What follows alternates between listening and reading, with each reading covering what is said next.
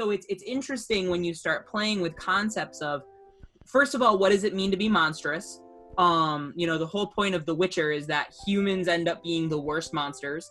What monsters are really the worst, Like, there would be a lot of people, Adam, that would argue the opposite, that, like, lawful evil monsters are, like, the worst and they'd hate to deal with them because they feel justified in their own head and they can't see that they're evil, Whereas, like, if you have something that's kind of chaotic, like the Order of the Black Court, like you were saying with vampires, it's a bad vampire. You kill it. It's why a lot of people hate Twilight, because they try to make something monstrous look too appealing, And it's like, well, you don't realize that they're dead people, and they probably killed people at some point, and that's like, Julia's rewatching the Vampire Diaries right now, and one of the things that drives me like bananas about that show, they kill people all the time, and they just don't ever investigate. And it's like, and they'll be like, oh, you're not a bad person. Yeah, he is. He just ate 10 people. That's a pretty bad thing to do.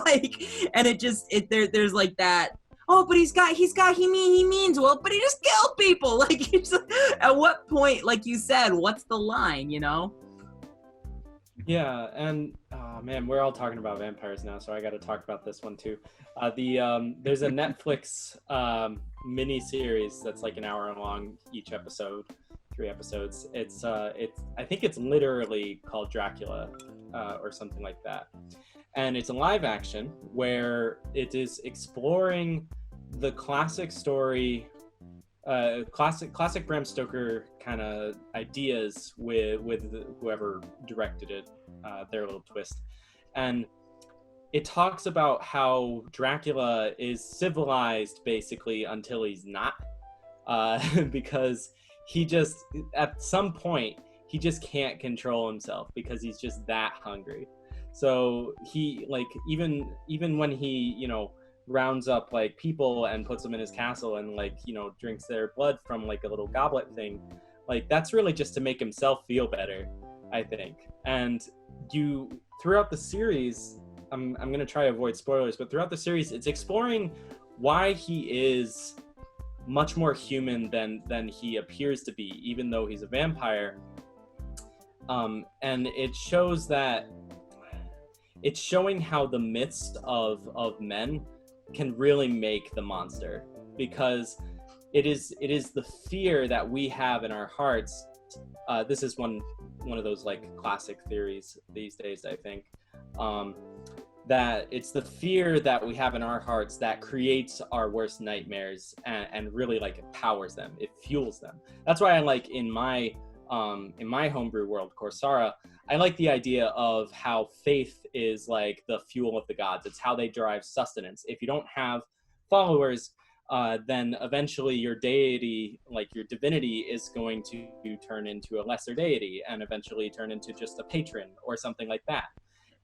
But it goes both ways. So with the Raven Queen, for example, I think it's in Tome of Foes or something, Coralon and the other one, they're like arguing at some point. So this elven queen is like, they're not going to listen to me. They're going to like destroy everything if they don't listen to reason. So I'm going to gather all of my citizens, and we're going to do this cool ritual where they're basically going to pour all their power into me, and I'm going to ascend to become a divine, to smack them around a little bit.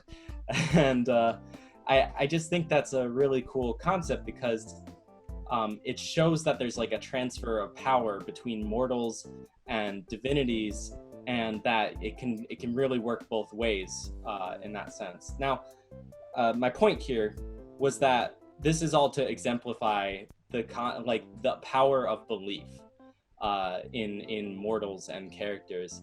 For example, what's his name?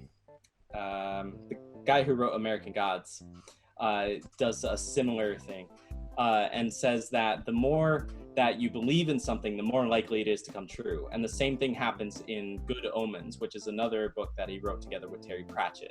So for me, the dynamic between mortals and monsters is really interesting because it's not like they're separate from one another. We say that like, yeah, mortals, humans can be the worst monsters, but it's also that they can create the worst monsters. Monsters can inspire the worst in humans. So I don't know. There's like a whole. It's not just, cut and dry. It's very fluid, if you ask me.